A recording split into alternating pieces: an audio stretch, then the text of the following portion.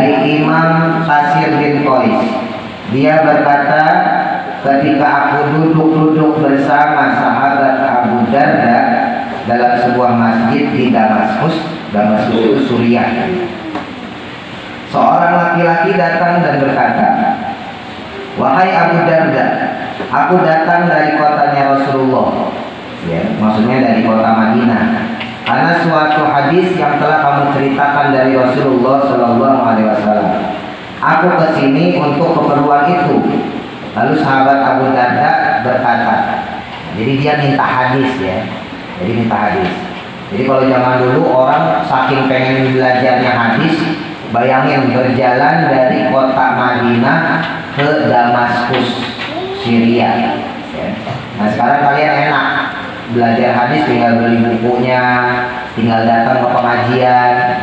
Kalau zaman dulu belajar itu harus datang jauh. Apa sabdanya? Sesungguhnya aku mendengar Rasulullah SAW bersabda, "Man barang siapa atau siapa orang salata yang berjalan thariqan di sebuah jalan, yatlubu yang mencari fihi di dalamnya ilman akan ilmu." Jadi andai kata ada seseorang yang dia berjalan di sebuah jalan dalam rangka untuk mencari ilmu, salaka maka akan memberi jalan. Maka akan memberi jalan. Siapa yang memberi jalan? Allahu Allah, bihi dengannya, tariqon dengan suatu jalan,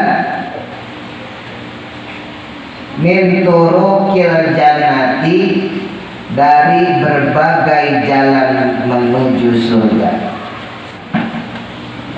Oh, jadi barang siapa yang dia mau menempuh perjalanan untuk menuntut ilmu, maka Allah akan memberikan dia jalan juga untuk menuju surga.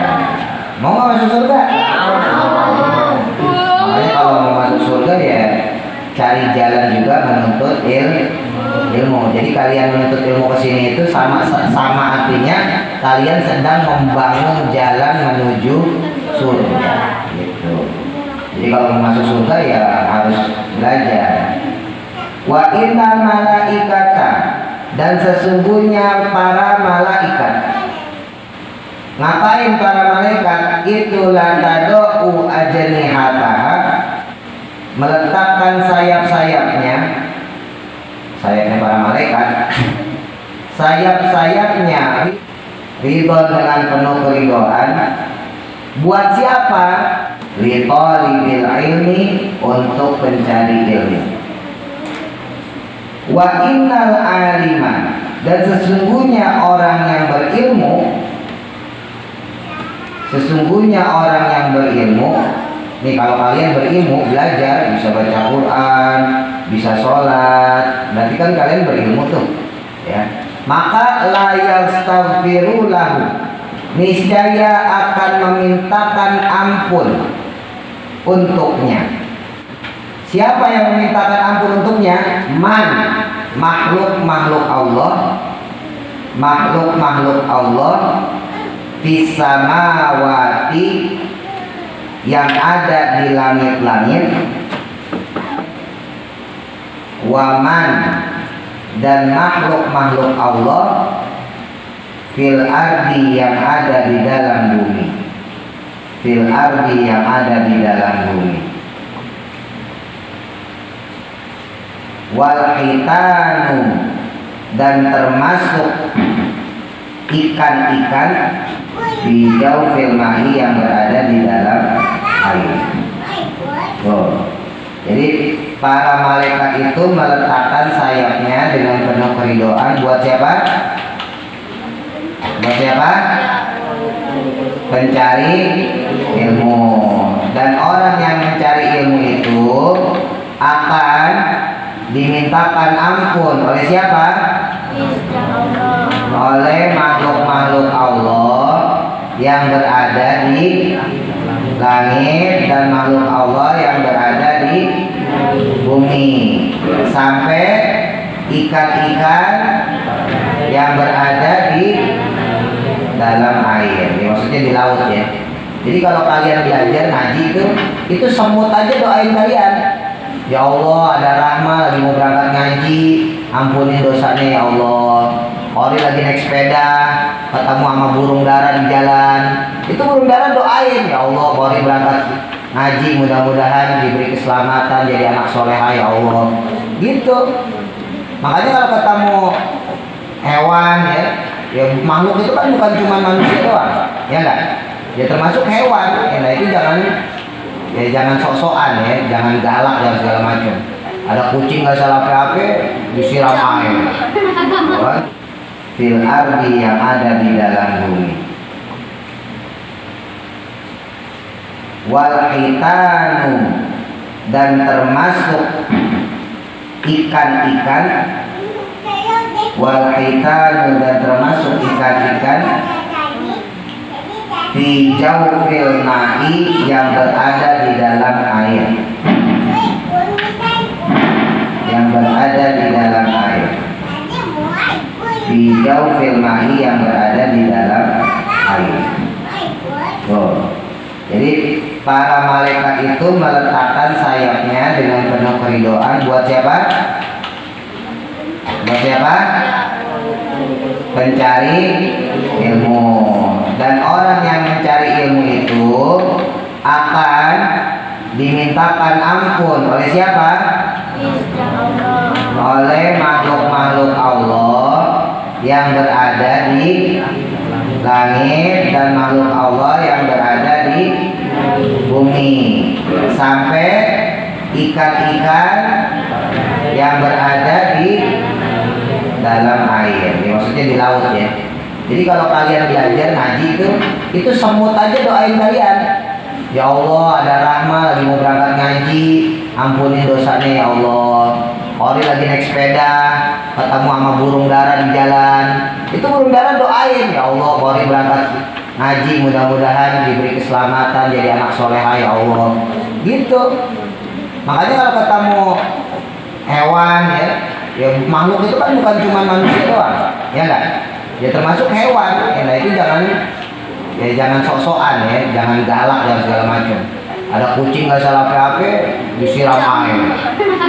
Kucing nggak apa-apa siram air pakai air panas lagi. Ini kasihan. Kadang-kadang semut lewat. Padahal semutnya nggak apa-apain.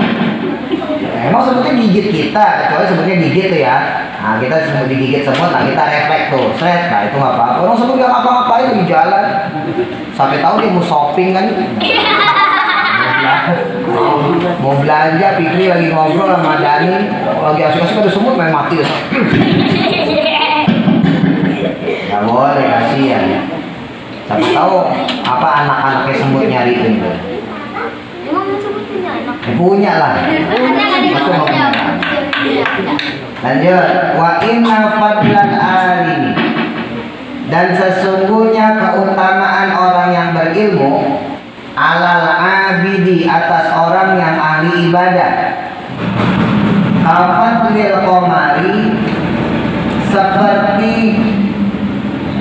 perumpamaan keutamaannya bulan Lailatul Badri, pada malam purnama,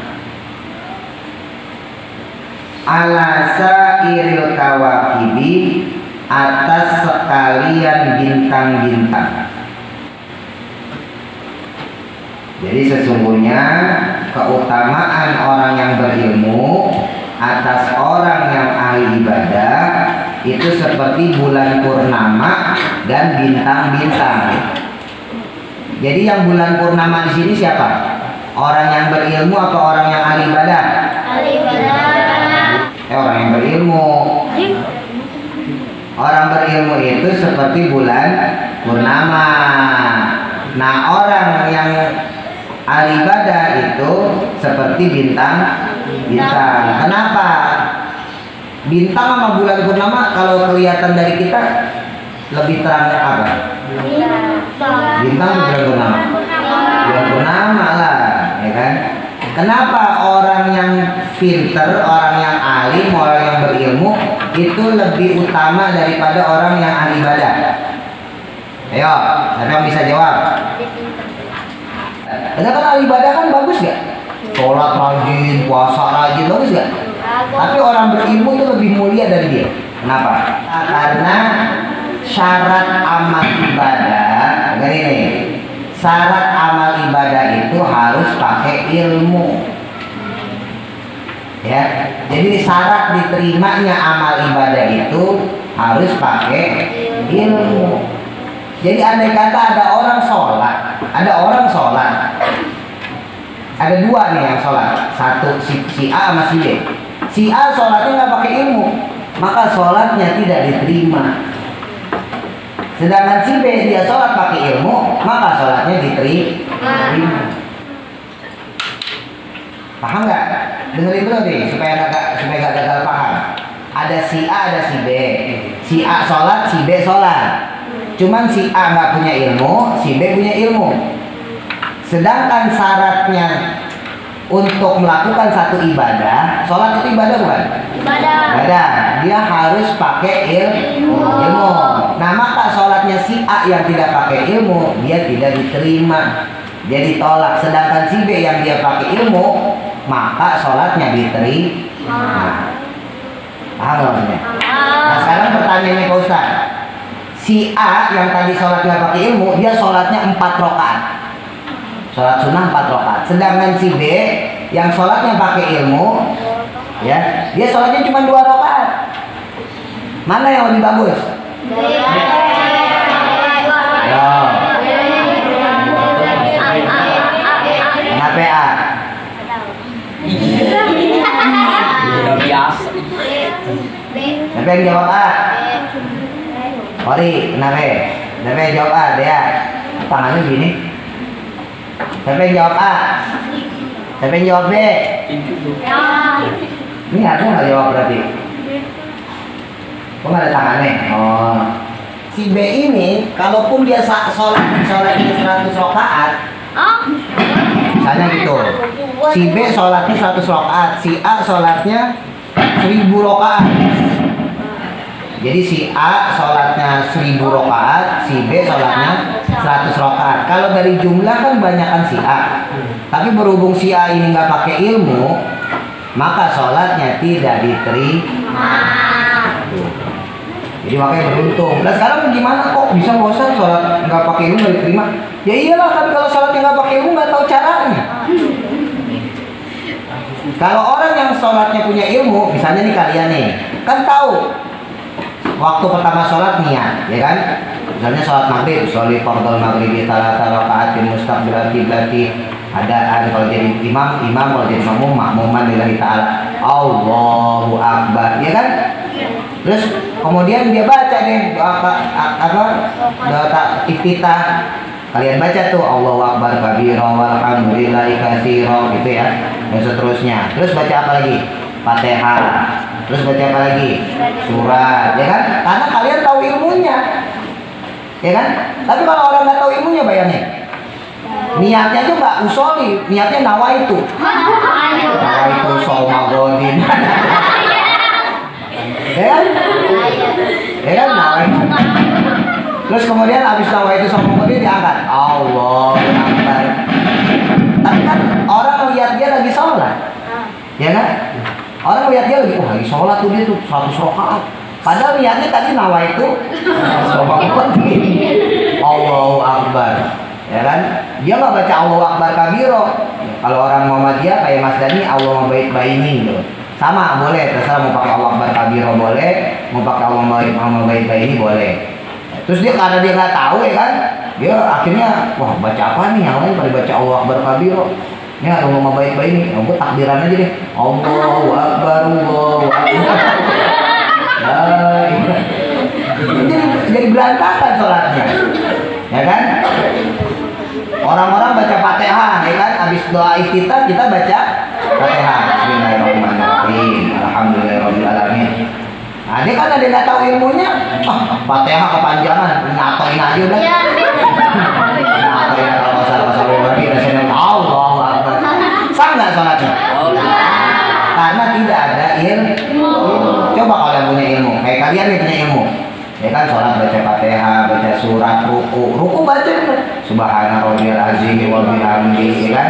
Sami Allah liman hamidah, Rabbana lakal hamdu, dirinya benar, sujud, ya kan? Tangannya menepak di lantai, dengkulnya di lantai, ya kan? Kalau orang nggak tahu ilmu, sujud asal-asalan, jidatnya doang, ya kan? Terus freestyle.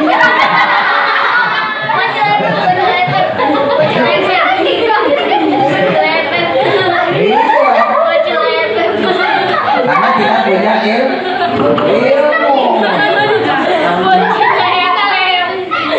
Atau pas lagi sujud push up, ya. Berarti kagak punya ilmu. Kalau yang punya ilmu kan tahu kalian. Tangannya diletakkan di lantai, jidatnya di lantai kan. Terus baca deh Subhana rabbiyal a'la wa bihamdi. Terus duduk, di antara ada sujud duduknya benar, ya kan? Kakinya ditekuk yang kanan, yang kiri didudukin, baca Rabbil firli warhamni wajburni, kan? Warzuqni walini wafirrohma. Kalau yang nggak tahu ilmunya, Rabbil firli wali walidaya, malah doa untuk orang tua, kan? Itu pentingnya ilmu. Lanjut. Ya, jadi makanya wajar orang yang berilmu itu seperti bulan purnama, sedangkan orang yang ahli ibadah itu seperti bintang-bintang. Jadi lebih terang mana? Bulan purnama apa bintang? Bulan purnama. Jadi orang yang berilmu itu lebih terang daripada orang yang ahli ibadah. Tapi bagusnya, yang paling bagus lagi adalah ahli ibadah juga berilmu. Itu. Wa innal ulama'a, dan sesungguhnya para ulama, wa innal ulama'a, dan sesungguhnya para ulama. Siapa para ulama? Itu warasatul anbiya, dibalik halaman 7. Warasatul anbiya, pewarisnya para nabi. Warasatul anbiya, pewarisnya para nabi. Ini sering kalian dengar nih. Innal ulama warasatul anbiya. Jadi sesungguhnya ulama itu adalah pewarisnya para nabi. Wa innal anbiya'a, dan sesungguhnya para nabi. Wa innal anbiya'a, dan sesungguhnya para nabi itu lam yuwarisu, tidaklah mewariskan. Tidaklah mewariskan, lam yuwarisu, tidaklah mewariskan. Para nabi itu nggak mewariskan kepada kita dinaron, akan uang dinar, akan uang dinar, wala dirhaman, dan juga tidak dengan uang dirham, wala dirhaman, dan tidak juga dengan uang dirham. Kalau di Arab kan dinar sama dirham ya. Kalau dinar itu terbuat dari emas, kalau dirham terbuat dari perak. Jadi zaman dulu itu belum ada mata uang kayak sekarang. Kalau di Arab real, kalau Indonesia rupiah. Ya. Kalau zaman dulu mata uangnya adalah dirham dan dinar. Dirham terbuat dari perak, dinar terbuat dari emas.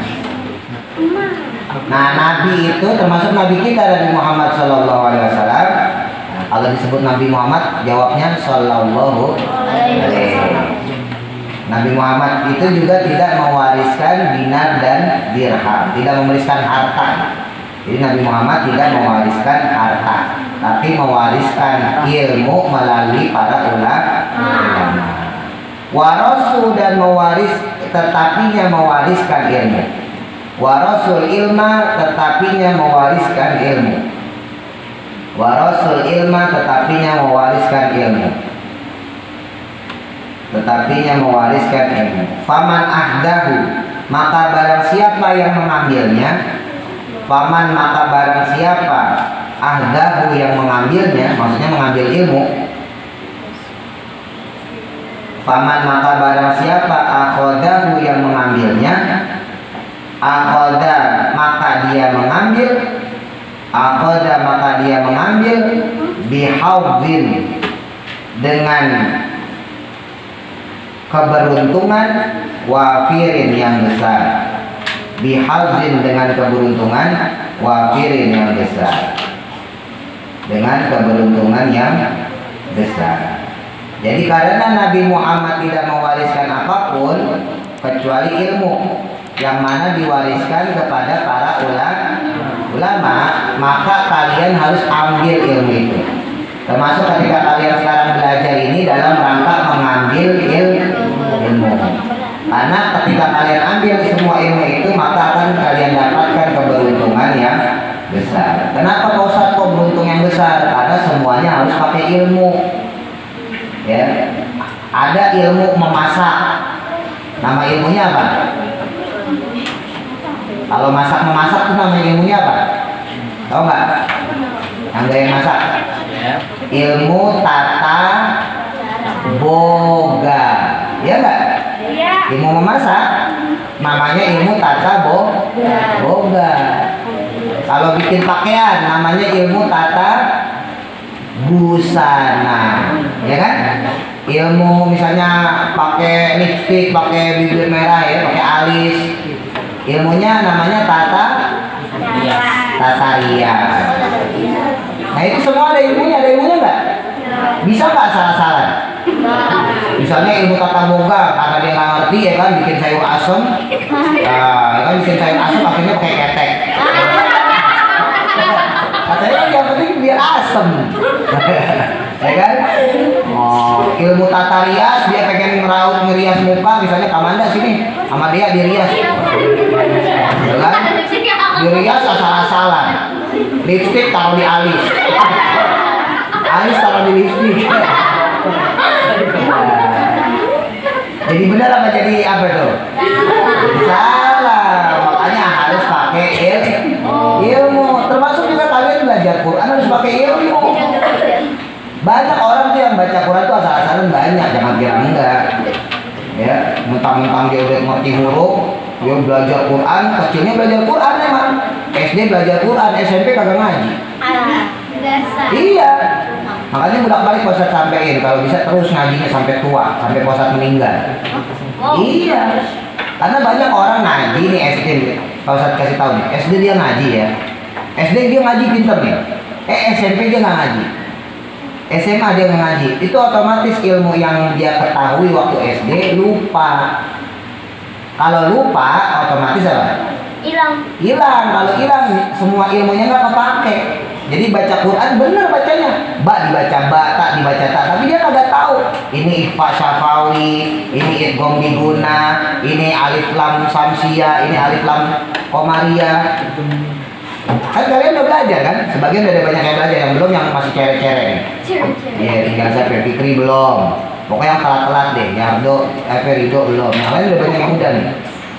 Kalau kalian nggak percaya, aku usah bohong kali. Coba kalian tanya anak gede. Siapa yang anak gede kalian tanya hukumnya.